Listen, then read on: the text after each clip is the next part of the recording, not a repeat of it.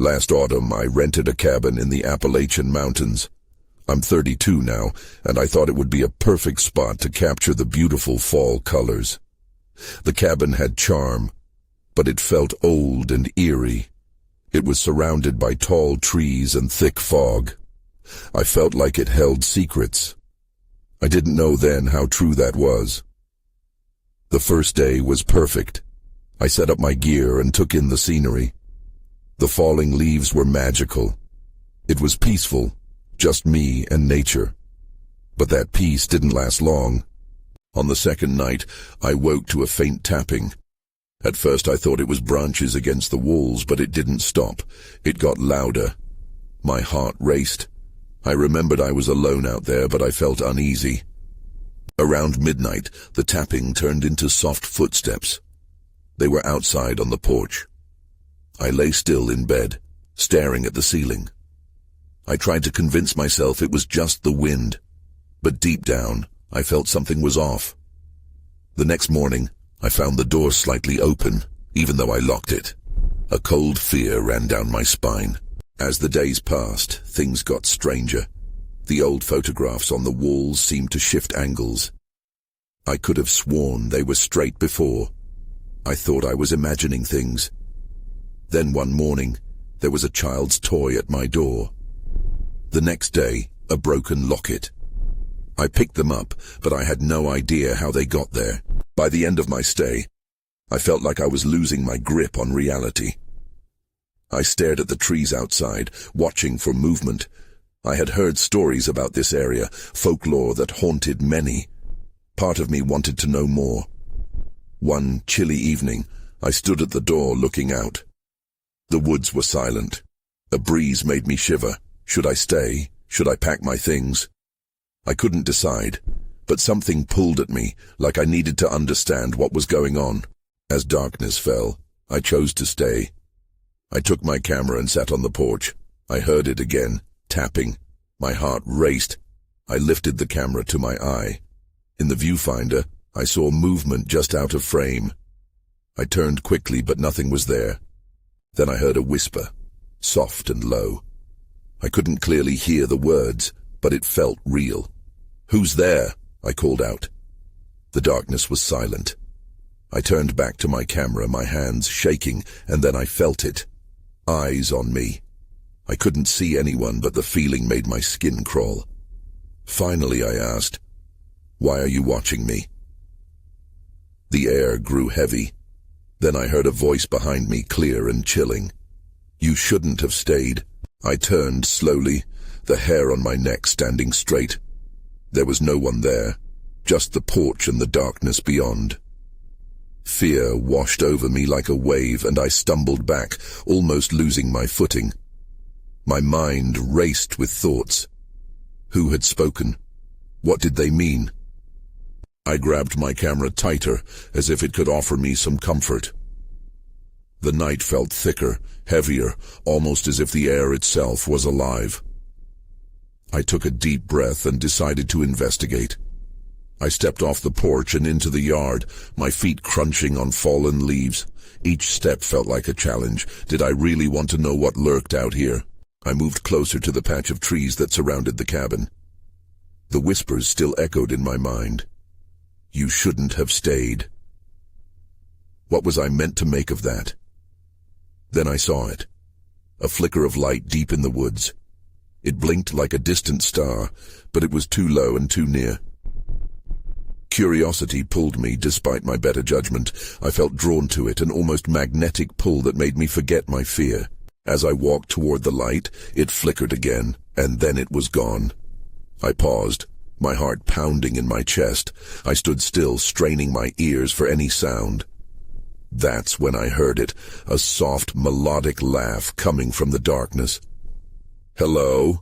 I called out, my voice trembling. The laugh faded, replaced by silence. I hesitated, unsure of what to do. Should I turn back or keep going? The moment I took a step back, I felt a rush of cold air sweep past me. But it didn't feel natural. It was as if something had brushed against my skin, chilling me to the bone. Panic washed over me, urging me to flee. but part of me was rooted in place, wanting to understand. Suddenly, I heard another noise. This time it was clearer, a child's voice, singing softly in the night. I squinted into the dark, my heart racing. It was sweet and innocent, completely at odds with the dread swirling inside me. "Come play with me," it said. I wanted to run, but I felt trapped. My feet felt glued to the ground. I turned and glanced back at the cabin, remembering the broken locket I had found. That item seemed to spark an image in my mind, a child, maybe someone who had come before me. Had they lived here? Then everything shifted. A shadow flickered past the trees, too quick to catch with just my eyes. I felt it again.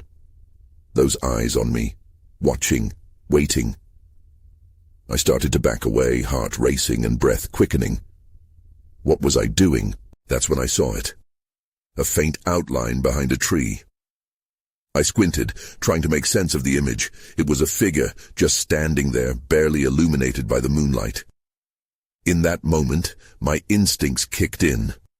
I turned and ran.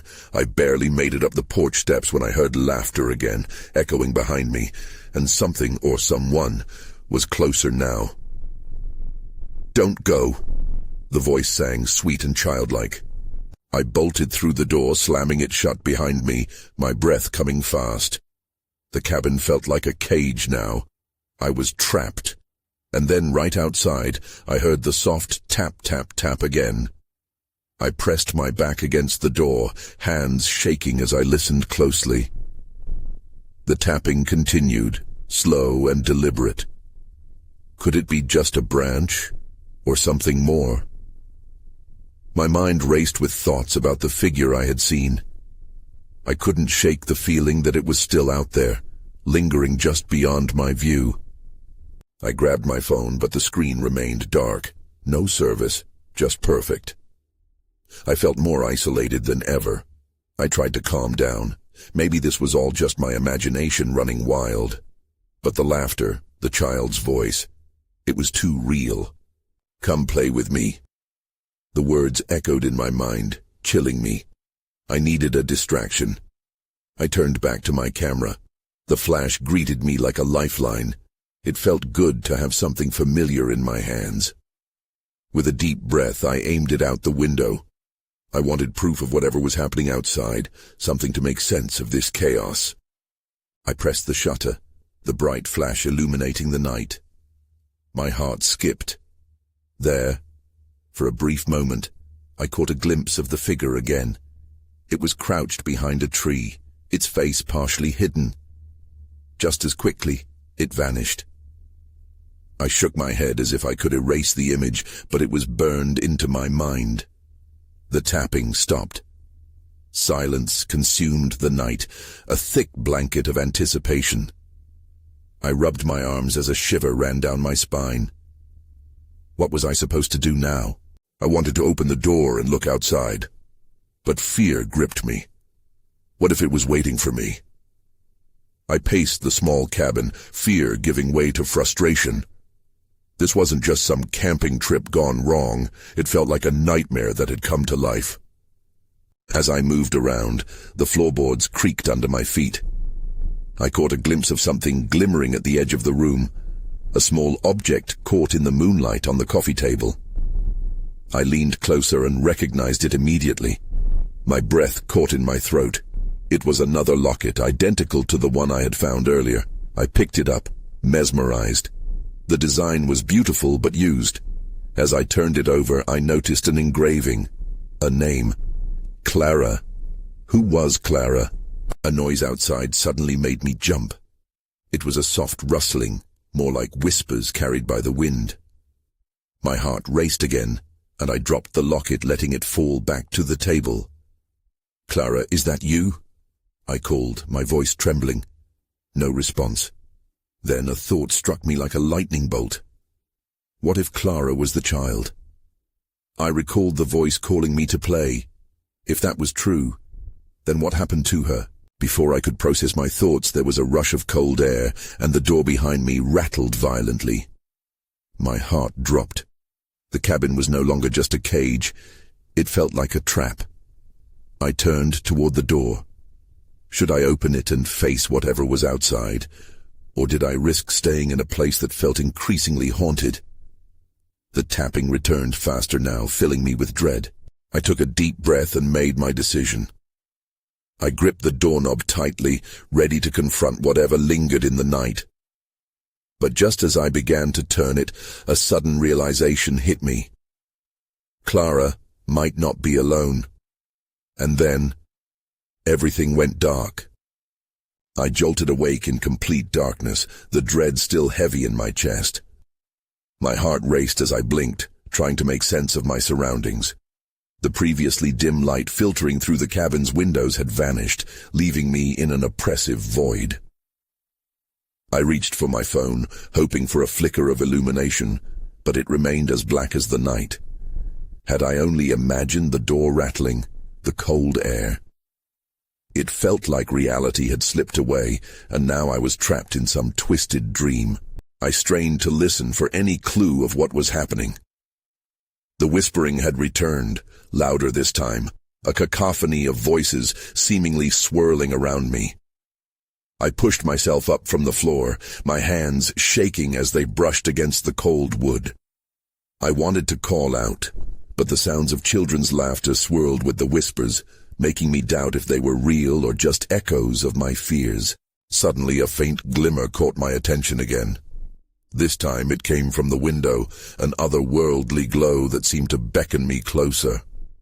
Heart pounding, I crept toward it, my hesitation fading with every step.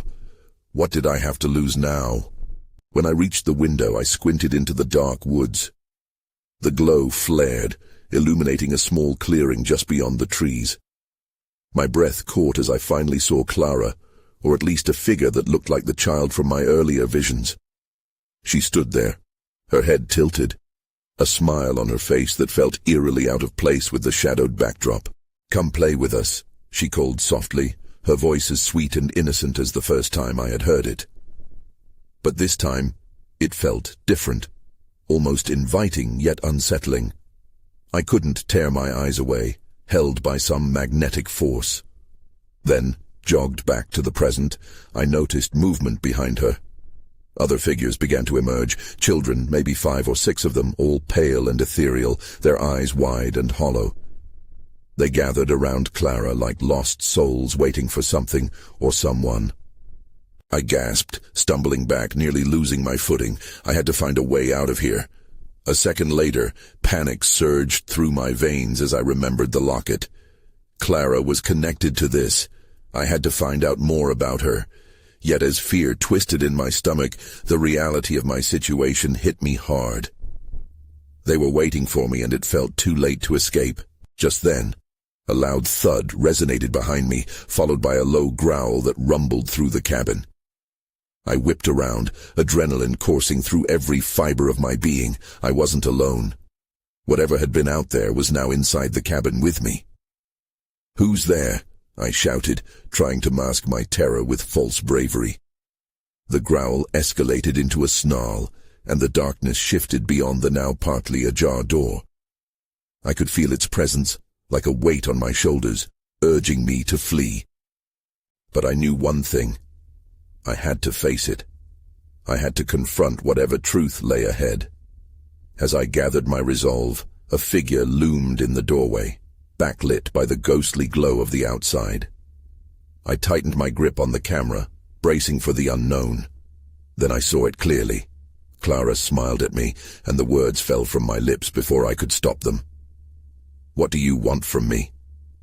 The shadows around her seemed to pulse with life, and my stomach dropped. Everything had just gotten so much worse. The air became thick with anticipation, as if even the shadows knew something was about to unfold. Clara's smile didn't waver.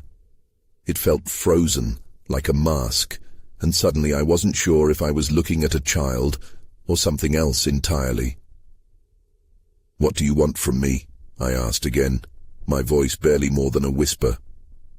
The laughter of the other children faded, replaced by a sharp silence that made my skin crawl. It was as if the very world around us was holding its breath. "Help us," Clara replied, her voice echoing in the stillness. It held a twinge of desperation, a plea that twisted at my heart. I wanted to reach out to her, to prove I wasn't afraid, but instinct told me to stay rooted to the spot. Behind her, the other children shifted, fidgeting like restless spirits. Their hollow eyes seemed to search mine, and in that moment I felt a cold dread wash over me. They were not just innocent faces, they were trapped. I could sense it. Before I could process my thoughts, the growling returned, louder and angrier now. Whatever was lurking in the shadows beside me was growing impatient. I risked a glance over my shoulder, heart pounding like a drum. The outline of a dark figure was inching closer, and I could feel its malice. I had to choose, either help Clara and the other children or confront the unknown threat behind me. My instinct screamed at me to run, but the connection I felt with Clara was too strong. I stepped forward, hands trembling at my sides. "What do you need me to do?" I asked, my voice trembling despite my efforts to sound steady. The growling paused, and silence fell once more.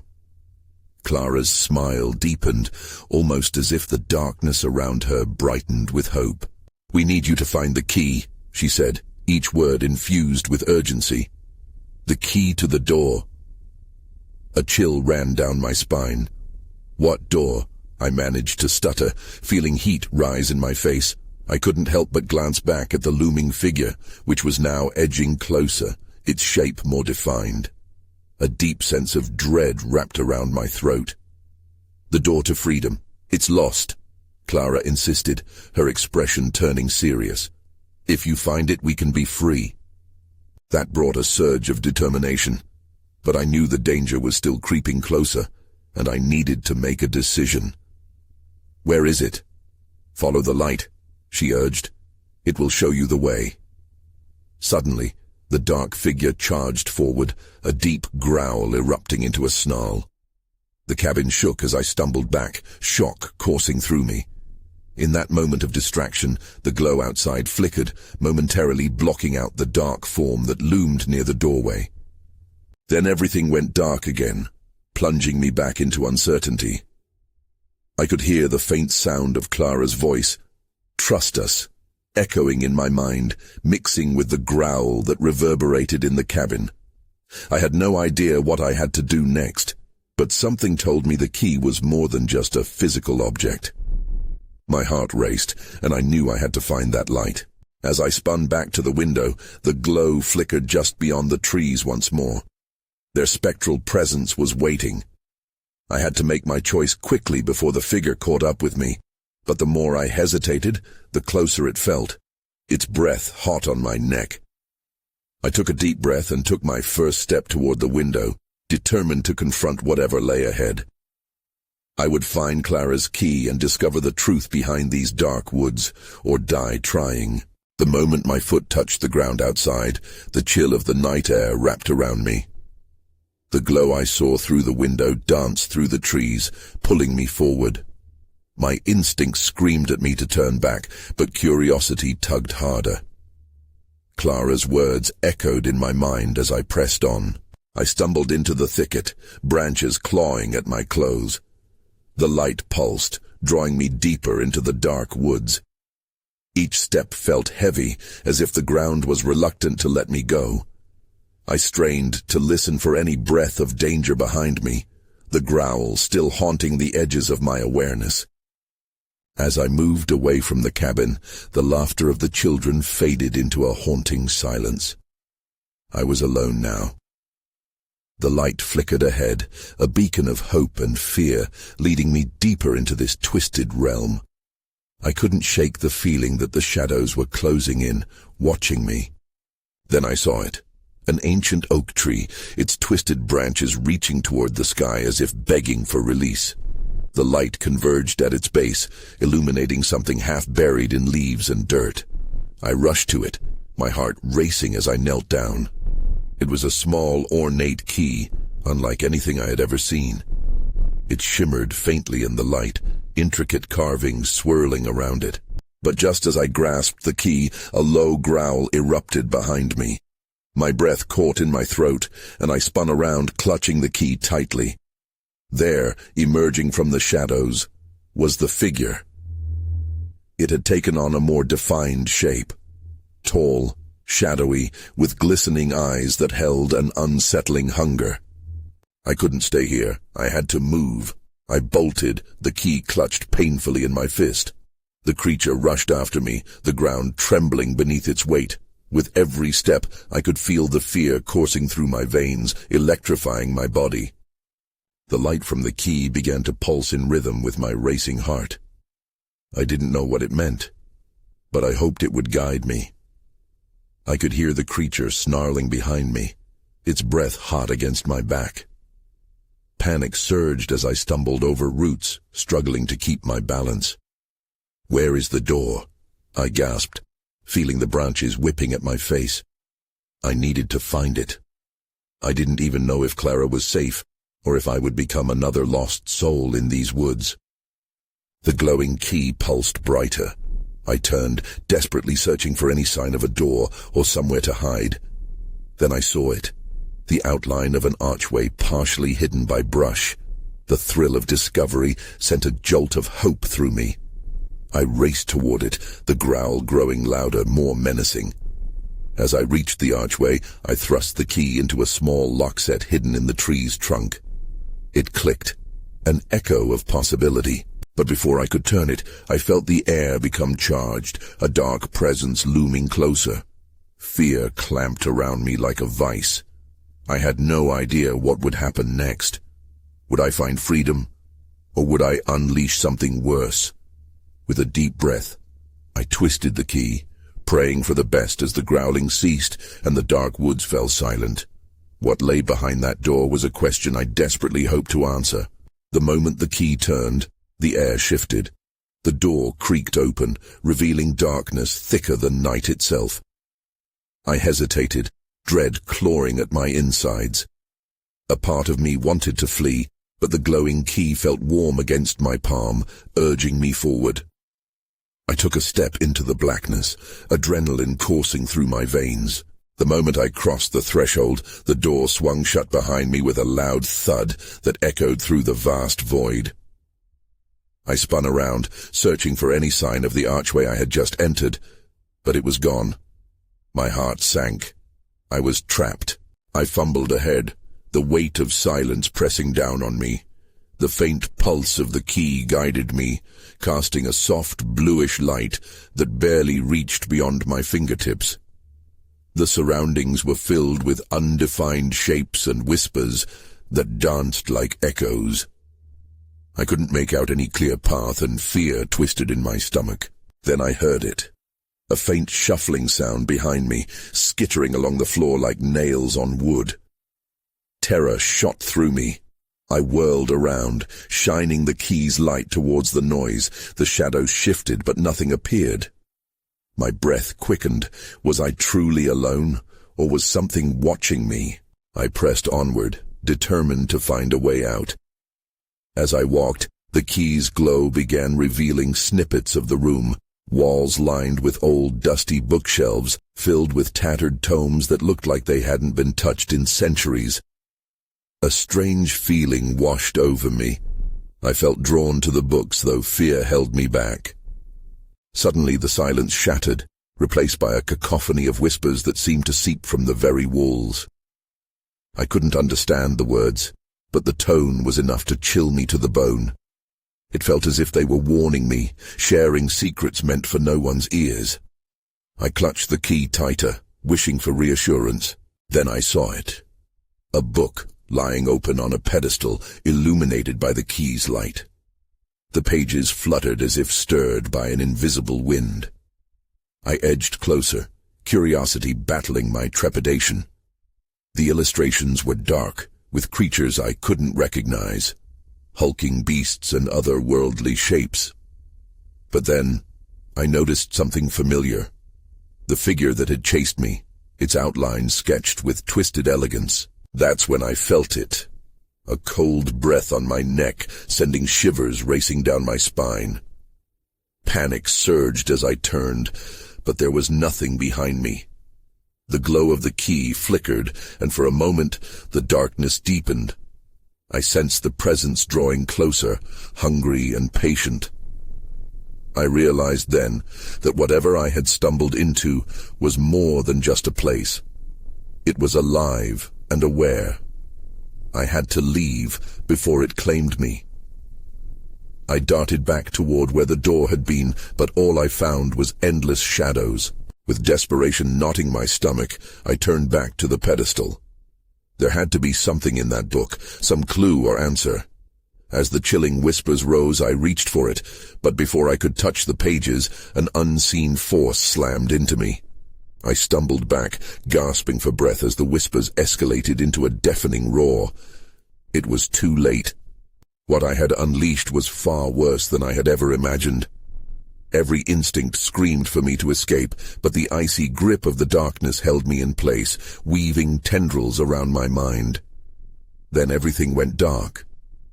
I opened my eyes to a dim glow surrounding me, but the darkness was still thick, wrapping around everything like a heavy fog. My throat felt dry and tight. I tried to stand, but the floor beneath me shifted, and I stumbled. The presence was gone, but the whispers still echoed, a faint reminder of my terror. I took a shaky breath and looked around. I was no longer near the pedestal. Somehow, I had been pushed to the far edge of the room. The glowing key still pulsed in my hand, guiding me like a lifeline. I focused on that light, willing myself to push beyond the dread that lingered. As I regained my footing, I squinted into the shadows. The walls felt closer, the whispers too loud now. Panic began to creep back in. I had to find a door. I remembered the books. There might be something more there than I had seen. I walked carefully toward a nearby shelf, my heart pounding with every step. The key illuminated spines of the dusty books, but the titles were indecipherable. Just as I was about to reach for one, the whispers crescendoed again, a flight of warnings that sent a chill up my spine. I hesitated for a moment, looking over my shoulder. That's when I saw it. A dark shape emerged from the depths, materializing like a nightmare spilling into reality. The outline of a figure seemed to ripple as it glided closer. It had no discernible features, just a mouth that opened wide, as if ready to swallow me whole. I swung the key towards it, the light flickering and struggling against the oppressive dark. "Stay back," I shouted, as if words could give me strength. The figure paused, its shadow wavering beneath the key's glow, but it did not retreat. I knew I didn't have much time. Frantic, I grabbed the first book within reach, a hefty tome that felt surprisingly warm against my skin. I opened it, the pages rustling violently as if excited. This wasn't just any book. The illustrations were even more grotesque than I remembered, and they seemed to pulsate as I flipped through them.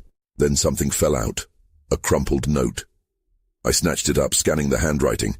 It was frantic, filled with warnings and dire predictions. "Beware the keeper. Only a sacrifice will close the door," it read. I froze, the meaning crashing over me like a wave. A sacrifice? What kind of sacrifice? Suddenly, the dark figure surged forward, as if it had been unleashed by my discovery. The urgency intensified in my chest. I had to figure this out, and fast. I raced toward a wall, the key illuminating another section of books. Perhaps one of them held the answer, or at least a way out. The figure's presence loomed, and I felt its malevolent energy pulsating in the air. I had less time than I thought. As I reached for another book, the cold breath returned, wrapping around me like a vice. I needed to know what it wanted before it truly claimed me. I could hear the whispers now forming a cohesive chant. I was running out of options and time. There had to be a connection, a way to end this nightmare before I was completely submerged in darkness. Then, a sudden thought rushed through me. If a sacrifice was needed, what did it mean for me, standing right in its path? I turned to face the figure, my sense of dread clashing with a flicker of hope. The journey had only begun. But if I was to survive, I had to confront whatever darkness awaited me. I took a step forward, ready to face the unknown. I took a deep breath, trying to steady my trembling hands as I faced the looming figure. My mind raced, but I couldn't let panic win. The whispers mingled with my own frantic thoughts. Only a sacrifice will close the door. What did that mean? What would I have to give up? Before I could ponder it any further, the dark shape lunged. I waved the glowing key frantically, and the light flared brightly, pushing against the figure. For a moment, it halted again, flickering, as if the light had the power to repel it. But it wasn't enough. It quickly regained its resolve, advancing on me with a chilling determination. In a last-ditch effort, I turned my attention back to the books. There has to be something here, I muttered under my breath. I frantically grabbed another book, this one bound in cracked leather. It felt heavier in my hands, as if it were filled with secrets begging to be revealed. I quickly flipped through it, waiting for the right illustration, the answers that might save me. My eyes scanned the aged pages, each one filled with illustrations of grotesque creatures and dark rituals. My heart sank when I stumbled upon a drawing that gave me pause. It depicted a figure holding a key like mine, standing before an ominous door while dark tendrils reached out. A caption in shaky handwriting read, "To protect, one must give." Protect? I whispered, uncertainty creeping in. Was that the key to the sacrifice? Was it not about my life, but something else? I kept searching as the figure drew nearer. I felt its coldness surrounding me, heavy and suffocating. I was running out of time. Then I noticed an entire section titled, "The Keepers." I flipped to the first page, my breath hitching as I read about guardians of knowledge and protectors of secrets. The price is not always life, but what one holds most dear. My mind spun. What did I hold dear? The shadows twisted around me, their whispers growing louder, gnawing at my resolve. The sacrifice, I murmured. Did it mean I had to let go of something I cared about? I thought of friends, family, memories that anchored me. Was this what the dark figure wanted, some intangible piece of myself? Just then, the figure lunged again, its dark form stretching toward me. The fear coursed through me like ice, and I took a step back, clutching the leather book. The light of the key flickered, threatening to dim. The figure's mouth widened impossibly, and I could see darkness pooling within. "No," I yelled, stepping forward in defiance. "I won't let you take anything from me." I threw the book at the figure with all my strength. It struck the shadow, and for a moment a blinding flash of light erupted, throw both the figure and the whispers into chaos. The room transformed around me. The darkness peeled back, revealing glimpses of windows and the faintest warmth of sunlight. Then, almost instinctively, I dashed toward a door outlined in light at the far end of the room, my heart pounding as I risked a glance back. The dark figure was writhing in fury, the echoes of its voice distorting into a cacophony of rage. "You cannot escape," it bellowed, and the whispers surged like a tidal wave. I felt their pull, but I had taken my stand. I reached the door, flinging it open, and bolted through.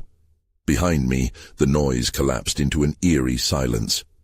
I turned just in time to see the door close, sealing whatever that nightmare had been. But as I stepped into the blinding light, I realized one truth. The sacrifice could not be avoided. I had escaped, but at what cost? The moment hung heavy in the air, and an unsettling weight formed in my chest.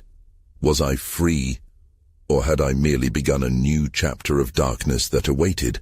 The sunlight poured in, washing over me in a warm embrace, though it didn't pierce through the lingering shadows in my mind. I stumbled forward, still clutching the glowing key as I surveyed my surroundings. I was back in the woods, but something felt different, off. The trees loomed larger, their shadows longer, and the silence weighed more heavily than before. I forced myself to breathe. I had escaped the cabin, the darkness that had nearly consumed me. I should have felt relief, but doubt gnawed at me. Clara's face flickered in my memory, her innocent smile overlaid with a desperate plea. What had really happened to those children? Had I truly freed them? Or had I simply abandoned them in that realm of shadows? I turned around, half expecting to see the archway I had just fled, or, at the very least, the cabin from which I had come. But there was nothing, a seamless expanse of trees stretching endlessly. I touched the key, half hopeful it would provide some guidance, but it was cold now, devoid of the warmth I had felt moments ago. A rustle behind me made my heart race. I whipped around, but the woods were still. I squinted into the thicket, convinced I'd see a shadow lurking just out of sight, but nothing materialized. The eerie quiet made it feel as though the earth itself was holding its breath, waiting for something to break the tension. Then I heard it, a faint whisper carried by the wind. "Help us." I froze. It was Clara's voice, trembling and distant, yet somehow clearer than before. My pulse quickened. Could it be true? Could they still be trapped, pleading for assistance? I remembered the note I had found in the book warning of the Keeper. Was that force still awakening somewhere in the shadows, searching for its next victim? My instinct screamed at me to run, to put as much distance as possible between myself and that hellish place. But guilt folded into my chest like a heavy stone. I couldn't just leave Clara and the others behind. They had reached out to me, and now I was abandoning them after everything. The whisper intensified, a chorus of childlike voices harmonizing in a haunting melody that echoed through the woods. "Help us. Come back, Torn." I stepped hesitantly deeper into the forest. Each crunch of leaves beneath my feet felt like a beat in a foreboding symphony. The woods grew dark again, wrapping around me like a veil. It was as if shadows stretched to reclaim the space I had just emerged from. I glanced at the key, its surface flickering with hints of light. Gathering my determination, I focused on Clara's voice and charged ahead. I had to find them, to understand what had truly happened that night. Or would I only plunge deeper into the unknown? As I delved further into the thicket, the laughter of the children returned, both playful and mournful, and the trees began to shift, forming pathways that felt almost alive. I felt the air thicken around me as I raced toward the sound, that soft call drawing me in. But then something changed. Every whisper turned into a roar, echoing like a warning sung too loud. The light grew dimmer, the shadows twisted again, coiling tighter around me as I plunged down a barely visible trail. Suddenly, I was face to face with a clearing, the ground alive with movement, as dozens of flickering lights swarmed around. They blinked in and out, mirroring the fading glow of my key. There in the center stood Clara, her eyes glistening like polished stones, surrounded by the others, lost yet hopeful. But as I took a step forward, the darkness quivered around the edges, the shadows stretching out hungrily. Clara's voice leapt into my mind again, a mixture of fear and need. "You have to choose," she murmured, her smile faltering. "Choose?" I echoed, panic surging through me. The figure, the Keeper, had been waiting, lurking beneath the surface of my urgency. There would be no escape without a cost. The weight of choice pressed on me. Before I could grasp what lay before me, the growl echoed once more, resonating from the edges of the trees. As it approached, the light around my key pulsed weakly, almost pleading for strength. I had saved myself, but at what cost? Would they have to remain trapped forever? Or would sacrificing my freedom allow them to finally escape? The shadows grew closer, and I knew it was now or never. As the form of the Keeper came into view, I faced the children again, making my decision amidst the chaos in my heart. "Whatever I must give, I will," I shouted into the darkness. Time slowed as the figure seemed to pause, the voices growing silent, like the world holding its breath. I glanced back at Clara, her pleading gaze affirming the weight of my choice, guiding me toward the unknown. As shadows engulfed me, the thrill of light blossomed within, and I understood the sacrifice I was about to make would change everything. I would reclaim my fate, but the costs remained tangled, swirling in a dance of light and dark. With one last deep breath, I stepped forward, ready to face whatever truth lay ahead, knowing I might never know if I saved myself or the lost souls behind me.